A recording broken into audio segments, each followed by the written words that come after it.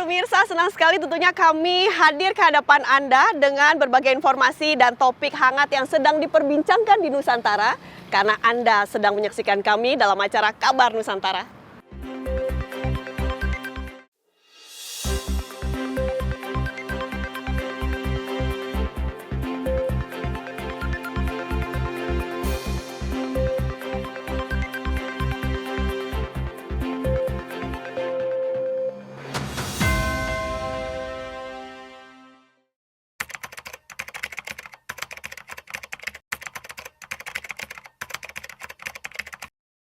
Ya udah tahu ya tempatnya di Mandalika di Lombok gitu ya. Ya udah tahu di Mandalika, Lombok. Sudah, Lombok, NTB. Iya sudah tahu di Lombok. Sudah di NTB. Sudah, lokasi di NTB.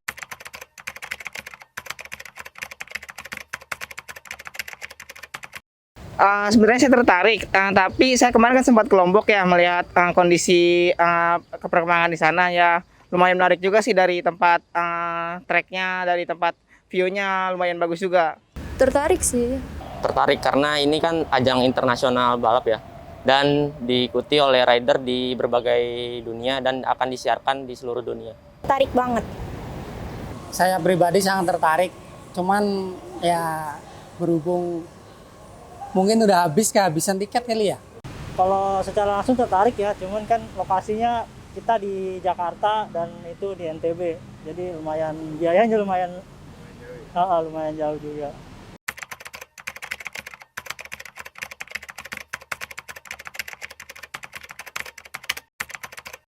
Harapannya bisa memperlancar ekonomi di wilayah Lombok, terutama di Lombok Barat situ ya, di wilayah Mandalika, dan mendorong perwisatan di Indonesia. Harapannya sih semoga acaranya berjalan lancar dan tahun depan bisa ada lagi di Indonesia. Harapan untuk kedepannya dapat membuka sektor industri lah, atau sektor ekonomi di dekat sirkuit internasional tersebut. Semoga kedepannya bisa lebih baik lagi dan semoga kedepannya semua orang tuh bisa tahu kalau kalau Indonesia itu juga punya sirkuit yang nggak kalah menarik dibanding sirkuit luar lainnya. Semoga berjalan dengan lancar dan kedepannya bisa diadakan kembali dan lebih sukses lagi. Ya harapannya, apalagi kan ini dari pembalap-pembalap dunia ya, yang tentunya bisa memperkenalkan negara kita juga, budaya kita, terus wisata-wisata kita juga di Indonesia, gitu sih.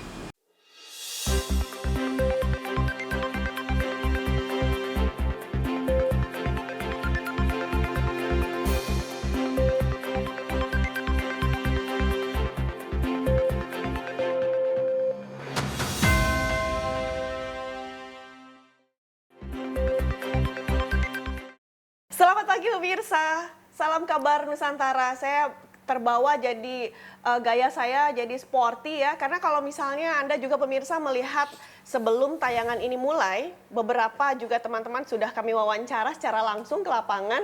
Apakah teman-teman ini sebenarnya sudah mengetahui mengenai ajang MotoGP di Mandalika tahun 2022? Nah, kalau misalnya Anda melihat bahwa teman-teman kita rata-rata semuanya udah tahu.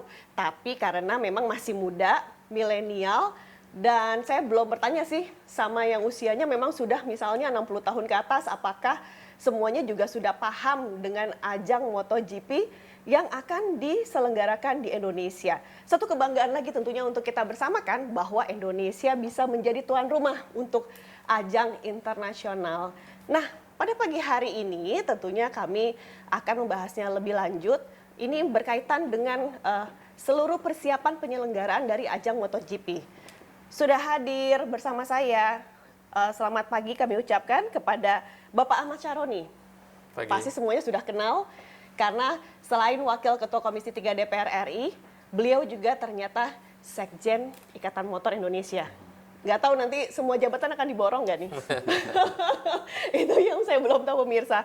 Narasumber saya yang kedua, Pak Edi Saputra. Selamat pagi Pak Edi. Beliau adalah Deputi Race Komite MotoGP Mandalika, sekaligus Direktur of the Route Olahraga Sepeda Motor Pengurus Pusat Ikatan Motor Indonesia. Iya, betul. Sama Ketua RT. Ketua, nah kan jabatannya jadi ini susah berarti. kalau misalnya saya mau jadi pengurus pusat di sini, jabatannya harus panjang dan banyak. Ya begitu ya, Pak Saroni ya? Oh benar. Ya jabatan saya Udah cuma. cocok lah tingginya, cocok, udah bisa. Amin. Nah, tapi kalau misalnya bapak-bapak ini masih muda-muda, jabatannya sekarang banyak.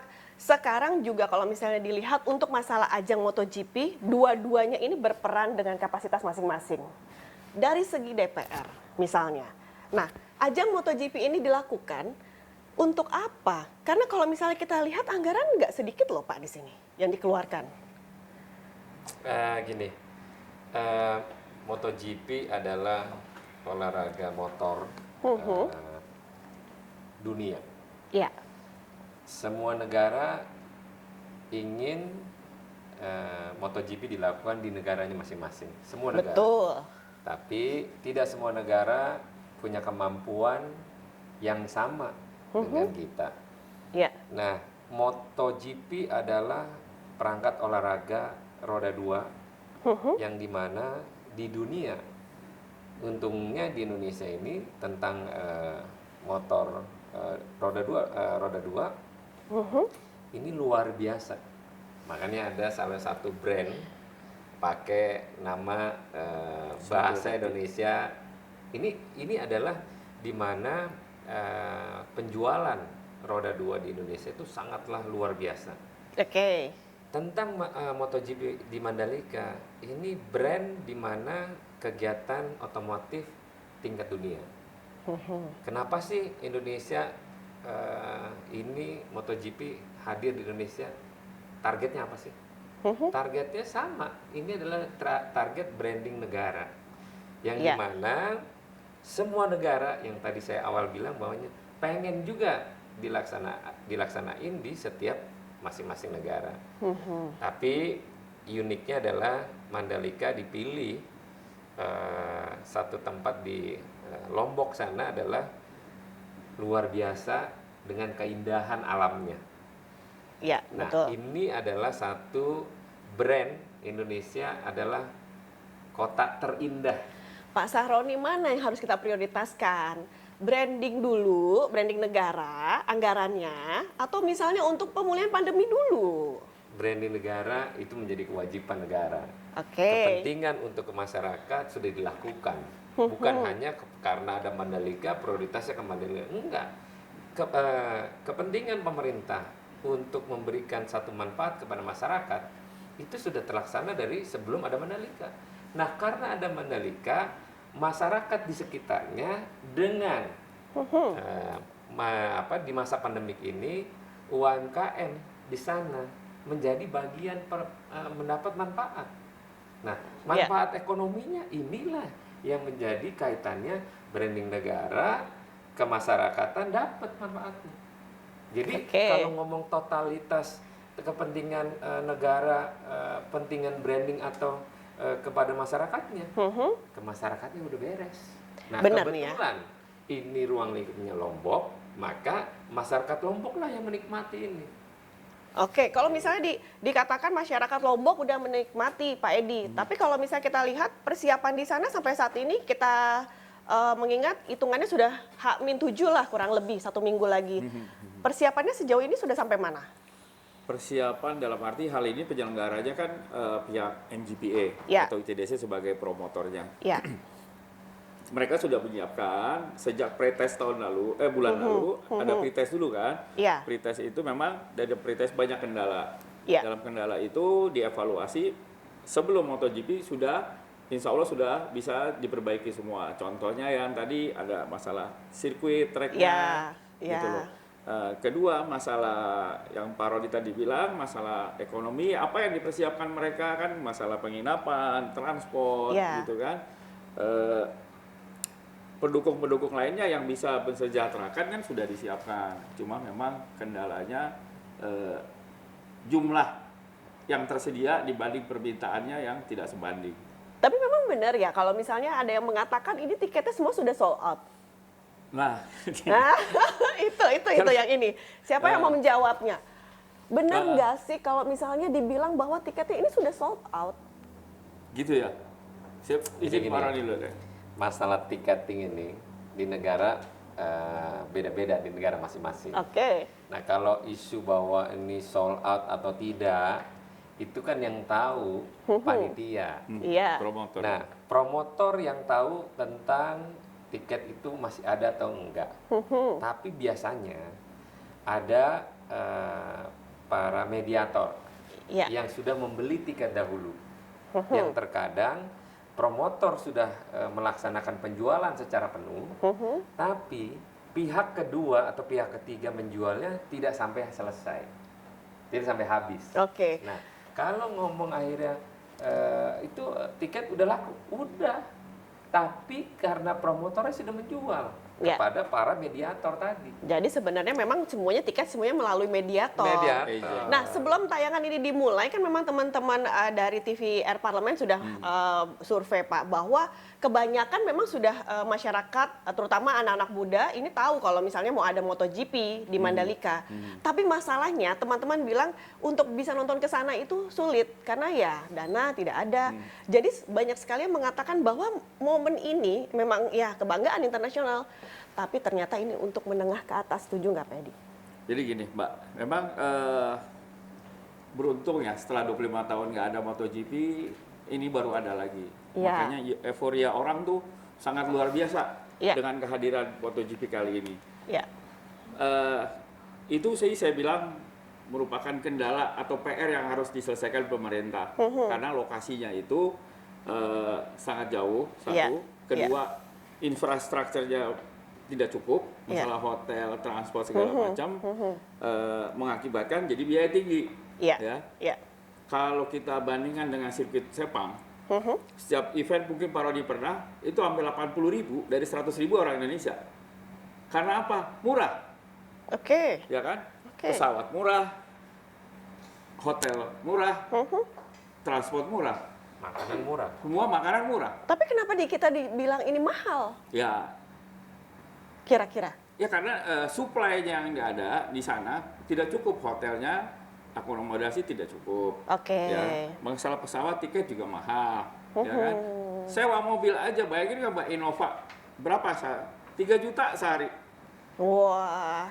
Ini jadinya udah isunya semuanya udah jadi serba mahal di sana. serba mahal. Serba Jadi mahal saat ini. nggak layak atau bukan nggak layak, belum bisa dibilang yang bisa menjual lah untuk pecinta MotoGP, Ya. gitu sih.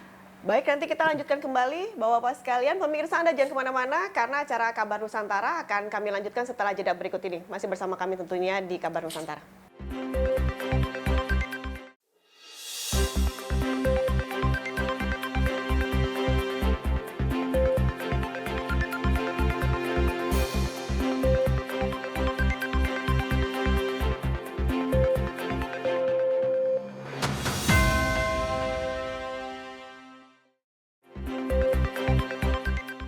Pemirsa ajang MotoGP Mandalika 2022 akan berlangsung di Mandalika, Lombok, Nusa Tenggara Barat pada tanggal 18 hingga 20 Maret tentunya beberapa hari mendatang. Saya sebenarnya pengen sekali untuk bisa hadir ke sana.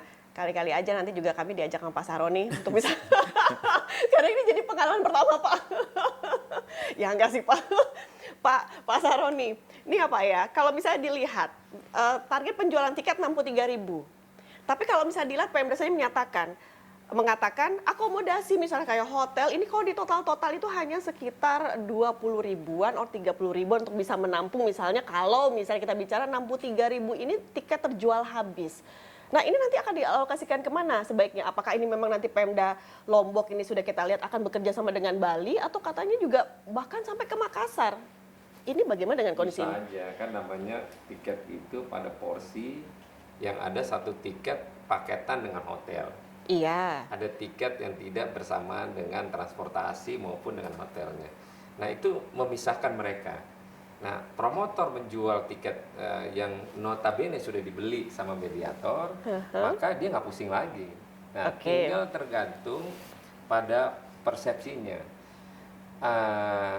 Si Pengprovnya NTB sendiri kan menyelaraskan tempat tinggal misalnya hanya 3.000 kamar. Selebihnya adalah di mana tempat-tempat yang memang terakses. Ada yang memang cari tempat atau enggak nanti ada tenda misalnya gitu, itu mereka Ya, udah ada siapin. rencana juga nanti nontonnya secara terapung, ya kan? Nanti Iya. maksudnya ada yang dari sisi mananya, jadi ada kapal, dari kapal. kapal-kapal yang Pesiar. memang bisa memberikan Wow. satu tempat, kamar misalnya, itu kan situasional. Nah kita sekarang tidak bisa menjanjikan apa-apa, kita lihat pada saat pelaksanaan, pasti ada kerumunan yang akhirnya kita mungkin pasti kaget, seperti USBK. Iya. Bayangin USBK sebanyak itu orang dengan target yang tidak sesuai, misalnya anggapannya cuma 5.000 tapi yang datang bisa 15.000. Iya. Nah itu kan situasional. Nah makanya kita optimis dulu, bangsa Indonesia melakukan event ini adalah eventnya negara, bahwa ini harus kita suksesin dari kita semua yang ada di Indonesia. Jadi ini benar-benar proses negara kita buat branding ya, dibilang bahwa pit buildingnya ini juga sampai masuk pada rekor muri karena misalnya bisa dibuat dalam waktu 21 hari seperti itu. Terus kemudian yang tadinya juga drainase katanya memang salah satu kendala di sana, dan kemudian juga sekarang sudah menggunakan aspal terbaik di dunia. Nah ini kita kira-kira memang ini kita worth it ya, Indonesia sudah sampai di titik ini ya Pak Saroni? Ya, kita harus punya optimis. Nah, walaupun ada kekurangan. Nah, Ya. di mana setiap event pasti memiliki kekurangan. Ya. Atas kekurangan itulah untuk perbaikan di mana Evaluasi. pada saat eventnya berlangsung di hari H semua sudah terjamin dengan baik. Nah, inilah langkah optimisme kita sebagai bangsa Indonesia. Event internasional dilihat, walaupun nanti dalam perjalanan ada kurang-kurang dikit, wajar lah. Iya Namanya sih. dalam perspektif branding negara. Gitu. Iya sih, Pak Edi. Tapinya kalau misalnya kita bicara biaya yang udah begitu besar dikeluarkan, kita kan udah punya Sentul. Kenapa kita harus bikin lagi misalnya di Mandalika dan itu mahal sekali? Kenapa kita tidak gunakan dulu sih? Kira-kira pemikirannya setidaknya kita gunakan dulu sirkuit yang ada, dibikin sangat bagus sekali gitu untuk bisa kita juga meminimalisir masalah pengeluaran anggaran negara. Wah, kalau ini sebenarnya Pak Roni yang bisa jawab. Tapi kalau Gimana Pak secara- Roni? Jadi gini, jangan disamakan antara Sentul dengan Mandalika. Ya, Kita lihat perspektif besarnya. Kalau Sentul dengan standarisasi terdahulu mungkin bisa dipakai. oke. Tapi sekarang dalam penyesuaian aturan, regulasi, apa yang diinginkan oleh penyelenggara MotoGP sendiri kan ada yang memang Homologasi banyak yang harus- kekurangan gitu. Nah ini persiapannya kan dalam tempo yang tidak begitu lama, Ya. tapi begitu cepat. Mandalika lah bentuk daripada keindahan Indonesia. Kenapa akhirnya dibangun? Ya masa iya sentuh lagi. Kita Oke. harus punya dong rumah yang lebih bagus, yang mana rumah lama kan tidak ditinggalkan. Ini ada prospek lain nanti di Sentul. Iya, udah dibikin misalnya sirkuit internasional ini untuk misalnya World Superbike. Terus sekarang dipakai untuk MotoGP. Nanti ada F1. Oh, bener nih. Wah iya dong. Ini Optimisme. Ya, kan makanya. Optimis dalam rangkaian Betul, optimis. untuk menjadi bagian untuk program ke depan. Makanya pertanyaannya, kalau misalnya memang sudah ada 2 event internasional ini diselenggarakan di Mandalika, setelah ini sirkuitnya mau dibuat apa? Itu tadi targetnya. Iya. Kalau Kan dari programnya kan Iya. ada MotoGP, ada World Superbike. Iya. Itu kan roda 2. Ada Iya. nanti namanya Endurance, World Endurance. World Endurance. World Endurance. Itu kira-kira tahun berapa, Pak? Rencananya tahun ini. Kan? Tahun ini juga? Ya, Oke, World udah ada Endurance. lagi. Dari roda 4 mobil mungkin ada Ferrari Challenge. Oke. Ada Porsche Challenge. Nanti Pak Roni itu yang sama Pak Ketua Umum. banyak kegiatan. Biar itu tetap rame. Gitu, Mbak. Dan kalau misalnya masyarakat setempat, nah ini bagaimana sih kalau Bapak pasti sudah lihat dulu ke venue sebelum acara ini diselenggarakan minggu depan, bagaimana efek atau dampak terhadap masyarakat setempat? Apakah memang minat untuk misalnya hadir juga secara langsung, menyaksikan secara langsung ini besar nggak? Kalau menurut saya pengalaman yang udah itu luar biasa, Mbak. Mereka nontonnya di bukit-bukit itu nanti Mbak kalau ke sana itu mungkin puluhan ribuan orang di bukit tuh nonton ke Tapi bawah. nanti jadi ada penonton-penonton, jadi ada penonton yang misalnya bukan penonton yang resmi beli tiket Iya, nggak sih? karena memang Banyak. kondisi Nah. kontur alamnya memungkinkan mereka untuk nonton dari pegunungan atau dari bukit-bukit di luar sirkuit. Kondisinya akan terlihat seperti itu nantinya. Pasti. Pasti. Pasti. Kan nggak bisa dilarang juga orang daerah warga kan. Itu makanya juga penjagaan yang begitu ketat, setidaknya memang komandan lapangan sudah mengatakan untuk acara ini bahwa sekitar 2.700 dari TNI Polri akan menjaga bentuk keamanan karena dikhawatirkan dengan kondisi seperti itu ya, karena memang akan masyarakat, antusiasnya masyarakat sekitar yang akan bisa menonton ya dari Bukan pengulungan. dikhawatirkan dalam konotasi negatif, enggak. Konotasinya adalah pengamanan penyelenggaraan untuk supaya konsentrasi para penyelenggaranya fokus di dalam.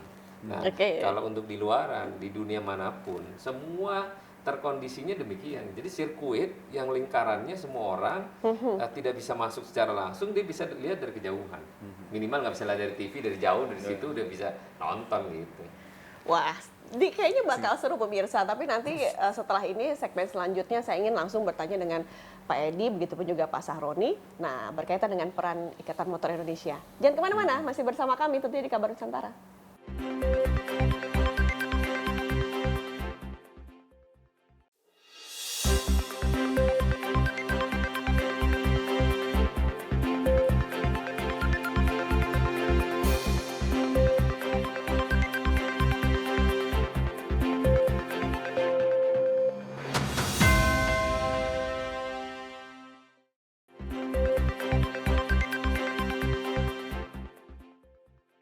Masuk di segmen terakhir pemirsa, dan jangan salah bahwa kami di sini hadir ke hadapan Anda memang sudah melalui proses antigen terlebih dahulu karena kami tetap menjaga protokol kesehatan yang sudah diberlakukan oleh pemerintah saat ini, dan memang masih membicarakan atau membahas masalah ajang MotoGP Mandalika 2022.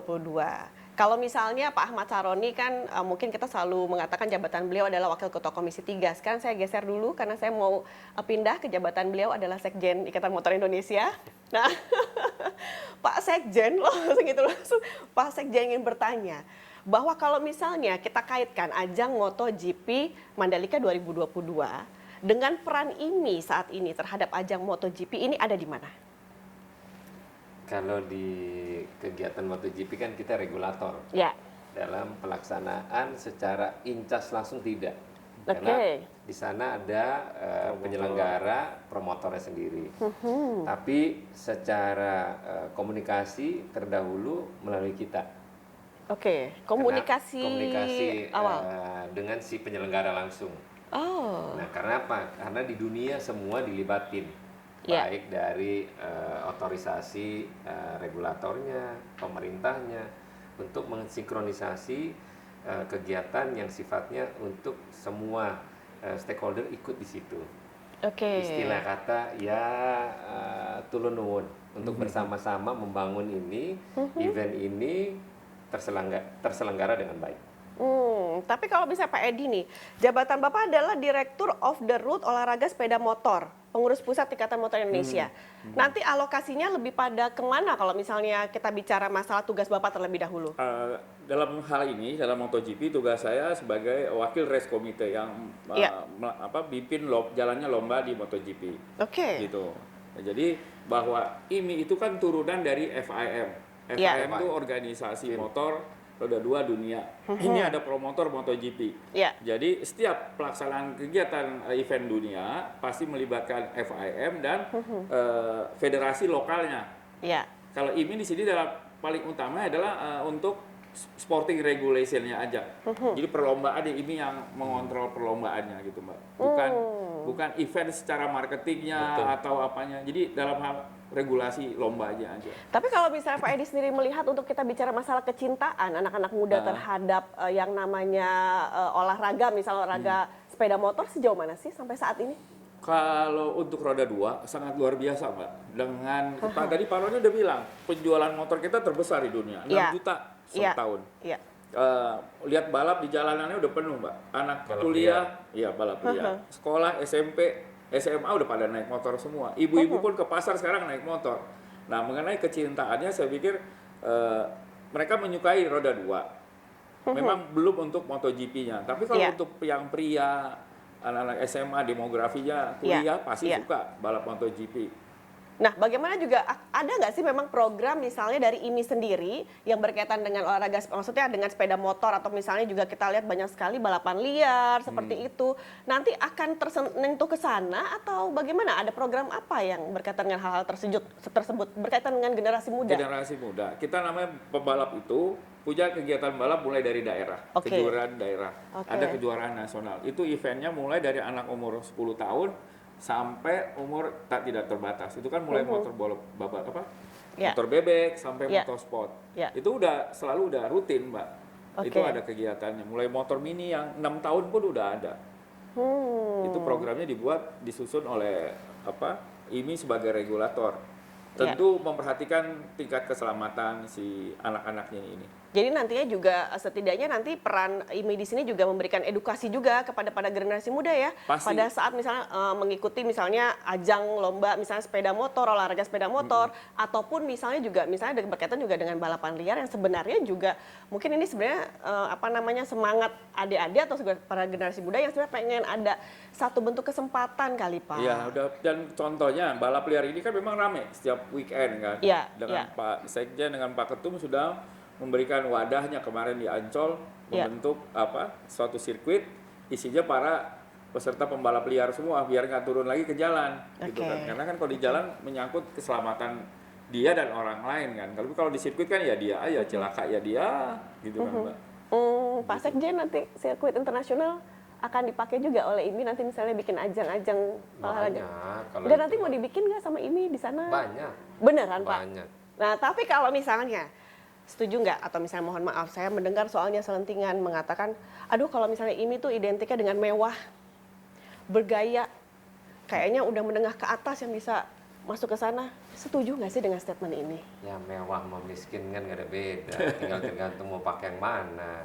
Kalau sekarang narasinya orang bermewah-mewahan, ada orang mewah mau dimiskin-miskinin, ada orang miskin mau dimewah-mewahin. Kan dua konsep yang nggak ada beda. Nah terus jadi bagaimana dengan persepsi masyarakat terhadap ini yang masih ada yang seperti itu Pak? Ya persepsi biarin aja. Kan kalau mau miskin ya udah miskin-miskin aja. Tapi kalau mau mewah ya mewah. Cuek-cuek aja. Terus jadi ya udah kalau misalnya masyarakat ya kalau misalnya mikir IMI itu gaya-gayaan gitu atau misalnya mewah-mewahan ya nggak apa-apa gitu ya Pak ya. Pokoknya nanti akan dibuktikan aja kegiatannya. Tapi sebenarnya IMI bukan begitu Mbak. Gimana IMI dong? ini kan wadah yang menampung para klub kan. Jadi kalau dibilang mewah-mewah sih enggak juga. Ya kan klub itu ada klub motor. Klub motor ada klub motor Mio mungkin yang anak-anak sekolah, motor Vespa, enggak juga semuanya mewah. Jadi di IMI itu ada roda 2. Ada roda 4, ada komunitas. Yang nggak ada roda 3. Yang ada roda 3. Ya. Jadi dari situ, IMI ini tuh anggotanya pemiliknya adalah klub itu, Mbak. Klub-klub motor itu. Klub motor itu ya pemiliknya. Iya, anak-anak kecil itu bukan asosiasi orang.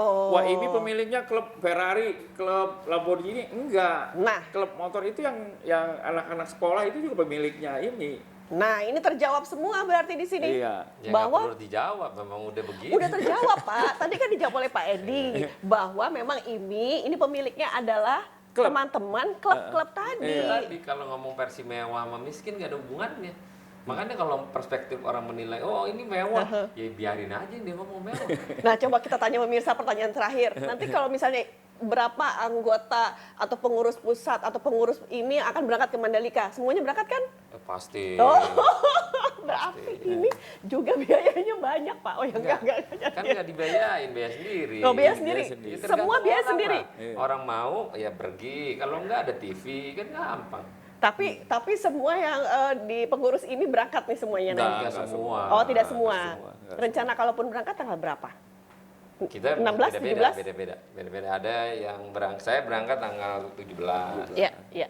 Kalau yang pengurus inti, waketum atau Pak Sekjen mungkin tanggal 17. Tanggal 17. Kalau saya yang pelaksana besok udah jalan saya. Wah, semangat berarti untuk Pak Edi Saputra bahwa udah lebih duluan karena harus banyak yang harus. Jangan lupa ajak dia. Dia mau Asik, udah masuk prioritas. Iya ya Pak ya, diajak ya Pak. Kok jadi saya yang seneng ya. Pak Edi terima kasih sudah hadir di Kabar Nusantara. Pak Ahmad Saroni mohon maaf ya Pak ya kalau misalnya pertanyaannya memang agak-agak bagaimana. Kurang karena menohok juga sih, biasa aja. Oh oke, berarti nanti kalau misalnya next teman-teman kita akan mengundang Pak Ahmad Saroni, pertanyaannya jauh lebih menohok. Terima kasih. Semoga memang peran ini sebagai regulator ini juga bisa nanti mensukseskan acara ajang MotoGP Mandalika 2022 pemirsa, karena ini memang kebanggaan kita bersama. Dan kalaupun misalnya ada anggapan atau persepsi tentang ini sendiri, bahwa ini juga sudah dijawab oleh Pak Edi, bahwa ini juga kurang tepat. Karena memang ini adalah memang pemiliknya adalah justru Anda, klub-klub motor yang memang mobil yang memang semuanya punya semangat yang sama untuk sama-sama maju, dan wadahnya adalah Ikatan Motor Indonesia. Semoga kita semua menjadi pemuda yang penerus yang bisa membanggakan negara kita sendiri. Dan saya Yusri Hayanti, Pak Edi Saputra, Pak Ahmad Saroni mengucapkan terima kasih atas perhatian Anda dan sampai jumpa. Terima kasih Bapak-bapak.